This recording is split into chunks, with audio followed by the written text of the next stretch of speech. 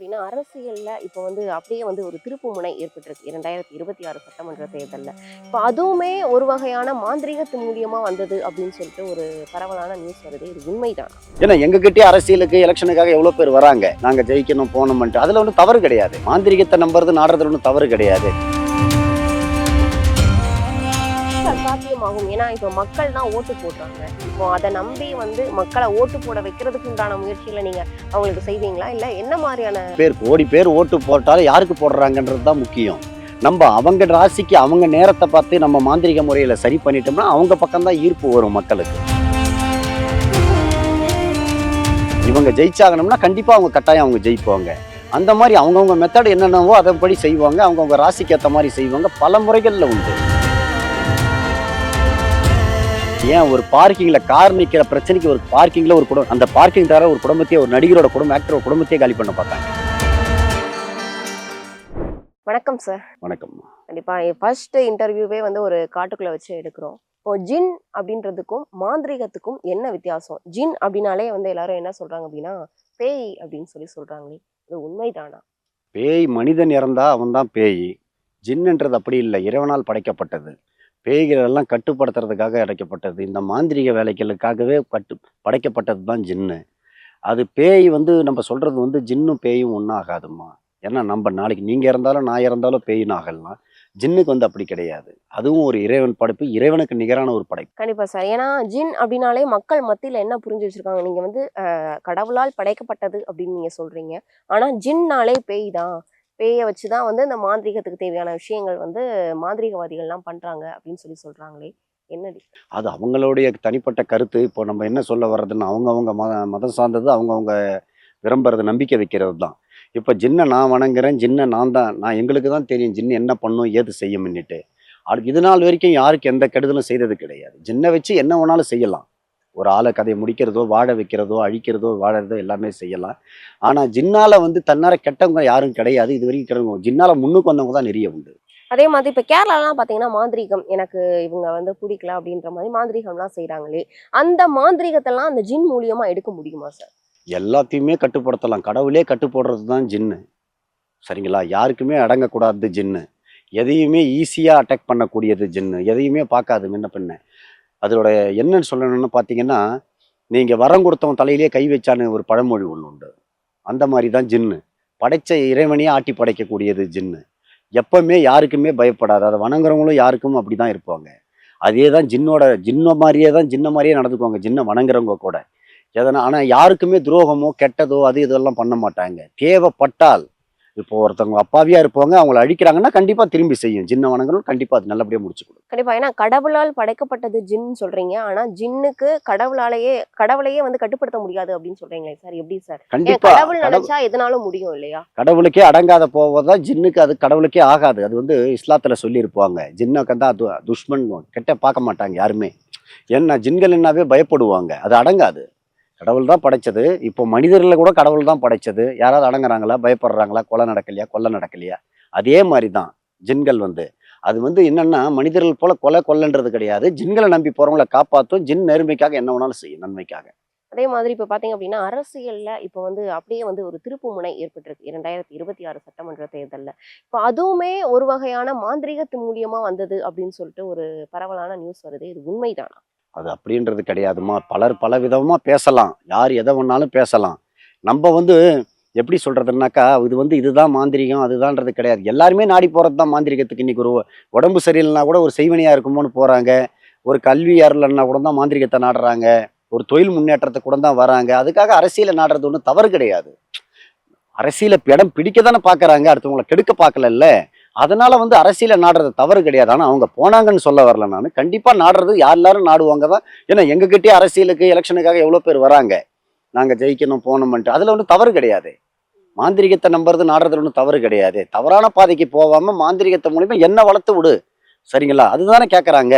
புரியுது? எப்படி சார் சாத்தியமாகும்? ஏன்னா இப்ப மக்கள் தான் ஓட்டு போடுறாங்க. இப்போ அதை நம்பி வந்து மக்களை ஓட்டு போட வைக்கிறதுக்கு உண்டான முயற்சியில நீங்க அவங்களுக்கு செய்வீங்களா? இல்ல என்ன மாதிரியான? ஓ, எவ்வளோ பேர் கோடி பேர் ஓட்டு போட்டாலும் யாருக்கு போடுறாங்கன்றது தான் முக்கியம். நம்ம அவங்க ராசிக்கு அவங்க நேரத்தை பார்த்து நம்ம மாந்திரிக முறையில சரி பண்ணிட்டோம்னா அவங்க பக்கம்தான் ஈர்ப்பு வரும் மக்களுக்கு. புரியுதுங்களா? இப்போ எப்படின்னா நம்ம வந்து இவன் இத்தனி மக்களுக்கு செய்யக்கூடாது. இவ்வளோ பேர் இருக்கிறாங்கன்னு தலைக்கணக்கு போட்டு நம்ம செய்யறது கிடையாது. யார் ஜெயிக்கணுமோ அவங்க பேர் அவங்க அம்மா பேரை வச்சு செய்வாங்க ஜின் மாந்திரிகத்துல. இவங்க ஜெயிச்சாகணும்னா கண்டிப்பா அவங்க கட்டாயம் அவங்க ஜெயிப்பாங்க. அந்த மாதிரி அவங்கவுங்க மெத்தட் என்னென்னவோ அதன்படி செய்வாங்க. அவங்கவுங்க ராசிக்கு ஏற்ற மாதிரி செய்வாங்க. பல முறைகள்ல உண்டு. ஏன்னா மாந்திரிகத்தை இன்னைக்கு நாடி வர்றவங்க அதிகம். டெக்னாலஜி வளர வளர வளர நீ மாந்திரிகம் அது இல்லை இது இல்லைன்னு சொல்றவங்க எல்லாம் உண்டு. இன்னைக்கு இதே காலத்துல மாந்திரிகத்துல வளர்ச்சி அடைறவங்க நிறைய உண்டு. கண்டிப்பா. நீங்க சொன்னீங்க. நீங்க சொன்ன மாதிரி மாந்திரீகத்த நம்பாத மனிதர்களும் இருக்காங்க. நம்பி நீங்க சொல்ற மாதிரி அத படையெடுத்து வரக்கூடியவர்களும் இருக்காங்கல்ல. இப்போ என்ன காரணத்தினால அத எடுத்து நோக்கி வராங்க? ஏன்னா இப்போ ஒரு ஒரு சிலர் வந்து சொல்றாங்க, "என் வீட்டு பக்கத்துல இருக்கிறவன் எனக்கு வந்து கெடுதலா இருக்கான்." அப்படின்னு சொல்றாங்க. பட் அந்த மாரி விஷயத்த நீங்க முன்னின்று செய்றீங்களே, அது தவறு இல்லையா? கண்டிப்பா தவறு கிடையாதும்மா. ஏன்னா முன்னோட வீட்டு விஷயத்துல அவங்க நின்னு அதை நின்று செய்யறாங்கன்னு கஷ்டம். ஒருத்தவங்க கஷ்டம் வரும்போது யார் காப்பாத்துறாங்க? சரிங்களா? இதே குடும்பம் ஒரு கஷ்டப்படும் போது அவங்கள யார் காப்பாத்துறாங்க? இதே குடும்பத்தை ஒருத்தவங்க அழிக்கும் போது அவங்கள யார் பாக்குறாங்க? சரிங்களா? ஒரு நோய்வாய்ப்பட்டோ இல்ல அழிக்க தானே பாக்குறாங்க. ஒரு சொத்துக்காகவும் வேற ஒரு பகைக்காகவும். ஏன் ஒரு பார்க்கிங்ல கார் நிக்கிற பிரச்சனைக்கு ஒரு பார்க்கிங்ல ஒரு அந்த பார்க்கிங் தர ஒரு குடும்பத்தையே ஒரு நடிகரோட குடும்பம் ஆக்டரோட குடும்பத்தையே காலி பண்ண பார்த்தாங்க. இந்த மாதிரி பல விஷயங்களை நான் பார்த்துக்கிட்டு வரேன். யாருக்கு யாரும் இல்லம்மா. தேவைப்பட்டு அவங்களா வரவதான் நாங்க செய்யறோம். நாங்களாம் முன்னுக்கு போய் யாருக்கு செய்யலையே. நீங்க வாங்க, அவங்க வாங்க, இங்க வாங்க நான் செய்யறேன் யாருக்கு நாங்க செய்யல. தேடி வராங்க. காப்பாத்துங்கன்னு வந்தா கண்டிப்பா செய்து தானே ஆகணும். ஏன்னா இப்போ ஒரு சிலர் வந்து தவறான நோக்கத்திலேயே வருவாங்க. அதாவது நான் மட்டும் நல்லா இருந்தா போதும், மத்தவங்க யாருமே நல்லா இருக்கக்கூடாது அப்படின்னு ஒரு தவறான புரிதல், தவறான எண்ணத்திலேயே வரும்போது அது ஜின் உங்களுக்கு காமிச்சு கொடுக்குமா சார்? கண்டிப்பா எல்லாமே பேசும்போதே தெரியுமே அம்மா நல்லவங்க கெட்டவங்க யாருன்னுட்டு. தவறான நோக்கத்துக்கு வராங்க போறாங்கன்றது கிடையாது. ஏன் அந்த தவறான நோக்கம் ஒருத்தவனுக்கு வருது? ஒருத்தவனை தவறா நம்ம எடுத்துக்க கூடாது. இப்போ உங்களை அழிக்கிறேன்னு நினைக்கிறான்னா அவனுக்கு ஏதோ உங்களால பாதிப்பு இருக்கோ தான் நினைக்கிறான். சும்மா இருக்கும்போதே யாரும் வந்து செலவு பண்ணிக்கிட்டு இவ்வளவு தூரம் வந்து தேடி பிடிச்சிக்கிட்டு அவங்கள அழிக்கணும் போன வர மாட்டான். அவங்களால தாக்கம் ஏற்பட்டிருக்கும். அதை நம்ம தப்பி அதுல இருந்து நம்ம அவங்கள விடக்கூடாது. நம்மளை விட்டு அவங்கள விட்டா நம்மள காலி பண்ணிடுவாங்கன்னு தான் அந்த கலையை செய்கிறது. கண்டிப்பா. நீங்க குறிப்பா பார்த்தீங்க அப்படின்னா, இந்த மாதிரி காட்டு பகுதி, இல்ல அப்படின்னா மயான பகுதியில தான் எல்லா மாந்திரீக வேலைகளும் நடக்குது. அதற்கு என்ன காரணம்? குறிப்பா நைட்டு நேரங்கள்ல, இல்ல அப்படின்னா அதிகாலை நேரங்கள்ல தான் நடக்குது. என்ன காரணம் சார்? அம்மா இப்போ ஒரு ரூமுக்குள்ள எடுத்துக்கிட்டிங்கன்னா நம்ம நினைக்கும் போதெல்லாம் நம்ம உட்கார முடியாது செய்ய முடியாது நினைச்ச இது வராது அங்க. இப்ப காடு பகுதி இப்ப மயானத்துலலாம் ஜின்கள் வந்து நல்லா வரும். நமக்கு வந்து உத்தரவு கொடுக்க எளிமையான முறையில வரும்.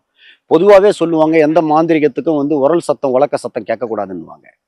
உரல் சத்தம் உலக்க சத்தம் இப்பதான் கிரைண்டர் மிக்ஸி அது இதுன்னு வந்துடுச்சு. அப்பெல்லாம் வந்து அந்த காலத்துல என்ன பண்ணாங்க? உரல் இந்த மாதிரி இதெல்லாம் இருக்கும். அந்த சத்தம் கூட கேட்கக்கூடாது. மாந்திரிகம் ஆரம்பிச்சா உருவான காலத்துல இருந்து. அப்படின்ற பட்சத்துல இன்னைக்கு எல்லா சத்தமும் கேட்குது. ஒரு டவுனுக்குள்ளார ஒரு கிராமத்திலேயே அவ்வளவு சத்தம் கேட்குது. எல்லாமே டவுனுக்கு இடையா வந்துடுச்சு கிராமங்கள்லாம். அப்படின்னும் போது நம்ம பூஜைகள் பண்ணும்போது அந்த சத்தம் இந்த கண்ட சத்தம் வந்ததுன்னா ஒண்ணுமே பண்ண முடியாது.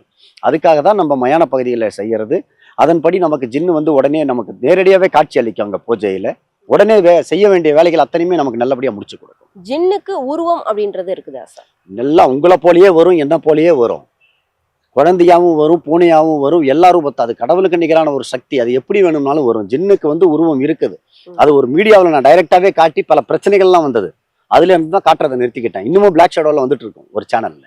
என்ன காரணம் சார்? எதனால வந்து உங்களுக்கு அத காமிச்சதுனால பிரச்சனை வந்தது? ஆமாம்மா. இப்போ ஒரு கடவுளுக்கு நிகரான ஒரு பொருளை எடுத்துட்டு வந்து நம்ம எடுத்து ஒரு மீடியாவில் நீங்க கேட்கறீங்கன்னு நான் காட்டிட்டேன். மீடியாவில் காட்டிட்டேன். எல்லாருமே பார்த்தாங்க. இப்போ லட்சக்கணக்கில் போச்சு அது. அதுக்கு என்னன்னா அந்த மாதிரி வந்து அந்த விளம்பரத்துக்கோ அதுக்கோ இதுக்கோ எல்லாம் ஜின்னு ஆசைப்படாது. அந்த மாதிரி காட்டவும் கூடாது.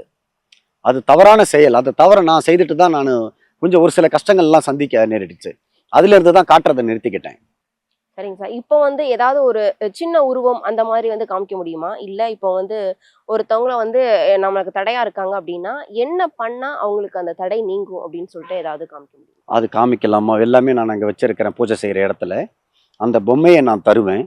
அந்த பொம்மையை கொண்டுட்டு போயிட்டு அவங்க என்ன சொல்லி செய்கிறாங்களோ நம்ம தலையை சுற்றி ஒரு ஆளை நமக்கு அழிக்கணும்னு நினைக்கலாம் அழிக்க சொன்னாலும் சரி, இல்லை என் பாதிக்கு வரக்கூடாதுன்னு சொல்லி தலையை சுற்றி அவங்க வச்சாலும் சரி, இல்லை அவன் அழியணும்னு சொல்லி வச்சாலும் சரி, உடனே 2 நாள்ல எந்த ஒரு பிரச்சனையா இருந்தாலும் சுமூகமா தீர்த்து விட்டுடும். இப்போ பாத்தீங்க அப்படின்னா, ஃபாரின்ல இருந்து உங்கள வந்து சந்திக்கிறதுக்கு நெறைய பேர் வராங்க அப்படின்னு நீங்க சொல்றீங்க.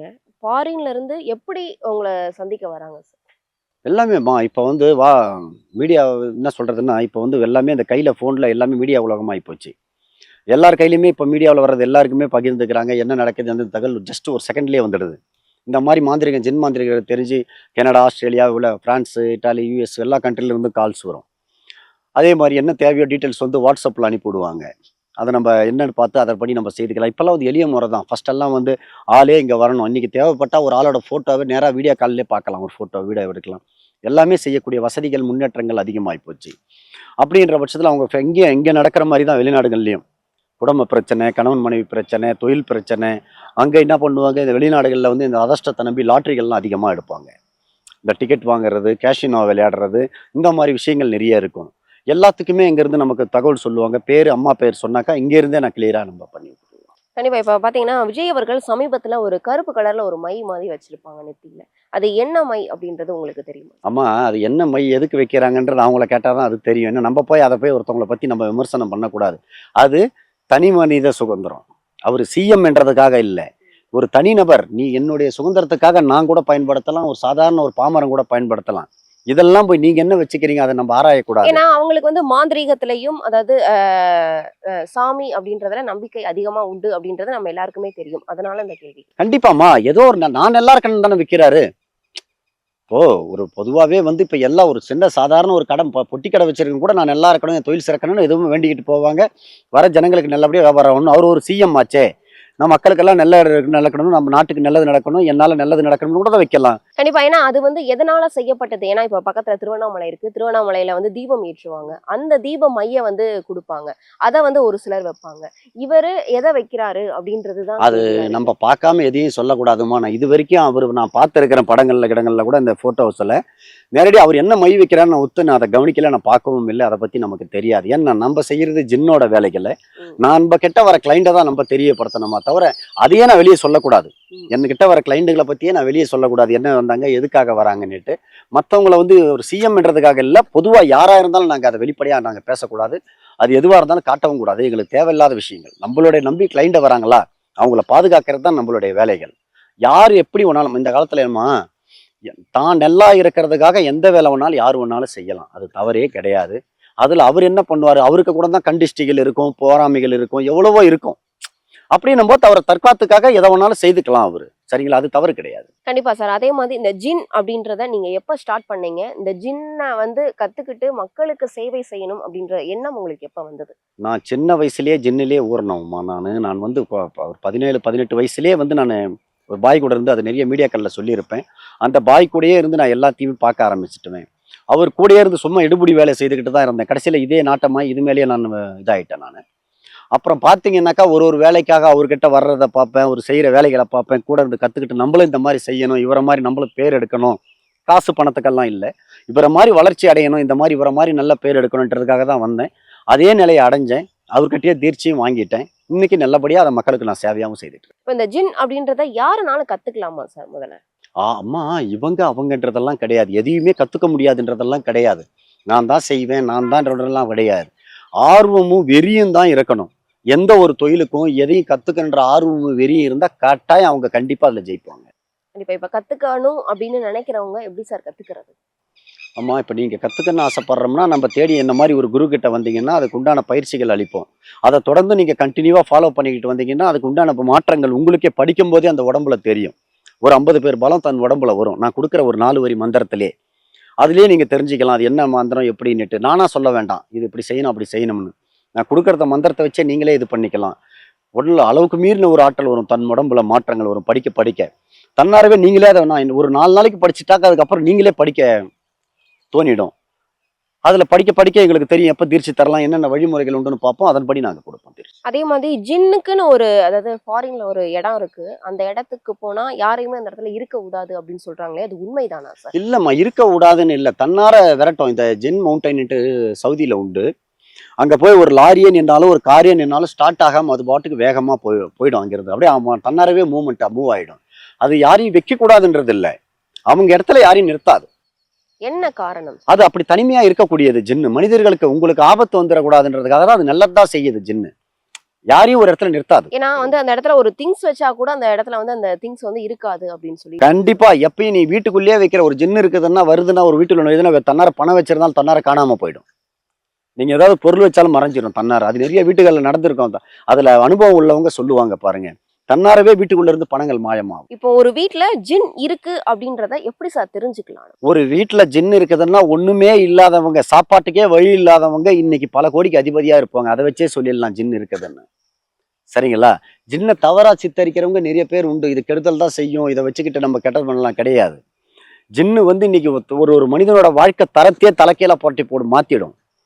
யாரும் நினைக்க முடியாத இடத்துக்கு பவர்ல கொண்டுட்டு போகும் ஜின்னு. பெரிய லெவலுக்கு தான் கொண்டுட்டு போகும் ஜின்னு. உதாரணத்துக்கு என்னையே எடுத்துக்கலாம். கண்டிப்பா. ஏன்னா இப்போ ஒரு சிலர் வந்து சொல்றாங்க, அந்த முனி அடிக்குது அப்படின்னு சொல்லிட்டு. அந்த மாதிரிலாம் அடிக்கும்போது அவங்க வந்து ஒரு அதிகபட்சம் அந்த 1 மாசம் 2 மாசத்துல வந்து இறந்து போயிருவாங்க. இல்ல அப்படின்னா நோய்வாய்ப்பட்டு இறந்து போயிருவாங்களா, அவங்களுடைய குடும்பமும் பல கஷ்டத்தை சந்திக்கும் அப்படின்னு சொல்றாங்களே, அது மாதிரி ஜின் கிடையாதா சார்? கண்டிப்பா ஜின்னு அந்த மாதிரி வேலைக்கெல்லாம், அந்த மாதிரி ஈன வேலைக்கெல்லாம் செய்யவே செய்யாது. அந்த மாதிரி பாதிக்கப்படுறவங்களோட காப்பாத்தும் ஜின்னு. புரியுதுங்களா? யாராவது ஒருத்தவங்க ஒரு பேய் பிசாசோ பிடிச்சிட்டாலோ, ஒரு இது முனிகினி தட்டிட்டாலோ, ஏதாவது ஒரு ஆபத்துல சிக்கிட்டாலோ, உடனே ஜின் கிட்ட வந்து அவங்கள காப்பாத்தி அவங்கள உடல்ல கெட்ட 2வது எதுவும் வர விடாத அளவு கட்டுப்படுமா தவிர யாரையுமே கெடுக்காது ஜின். இப்போ அதே மாதிரி இப்போ ஒருத்தவங்கள வளர்த்து விடுறது அப்படின்னு நீங்க சொல்றீங்க. இப்போ ஒரு வீட்ல இருந்து அவங்கள கெடுக்கணும் அப்படின்னு நினைச்சா அந்த ஜின்னால செய்ய முடியுமா? அம்மா அவங்க ஜின்னு செய்யாதும்மா. இப்ப எங்களை மாதிரி மாந்திரிக்காரங்கிட்ட மக்கள் நாடி வராங்க இல்லையா, அவனை கெடுக்கணும், அவனை அழிக்கணும்ட்டு. நம்ம கையில தான், மனிதன் தான் கெடுக்க வைக்கிறது. ஒரு ஜின்னு கிட்ட சொல்லி வேண்டுறதோ அழுவுறதோ கெஞ்சறதால தான் அது போய் செய்யும். என்னை இவன் அழிக்கிறான், என்னை கெடுக்கிறான், இவனை விட்டா வாழ வைக்க விட மாட்டான், இவனை அழின்னு சொல்றதால தான் செய்யுமா தவிர ஜின்களா போய் அவங்கள எதுவுமே செய்யாது. ஜின்னுக்கு அதான் வேலை, உங்களை அழிக்கணும் அவனை அழிக்கணும்ன்றதா வேலை கிடையாது. அது தான் வேலையை செய்யும். அது கிட்ட மண்டிட்டு முறையிடும் போதுதான் அந்த வேலைகள் அது செய்யும். நம்மளுக்கு அந்த இருட்டு அப்படின்றது, இருள் அப்படின்றது பக்கத்துல வந்துருச்சு. நீங்க ஏதாவது அதுக்கு அடுத்து வரக்கூடிய நேரங்கள்ல எங்களுக்கு ஜின்னை காமிக்க முடியுமா? காட்டுறோம்.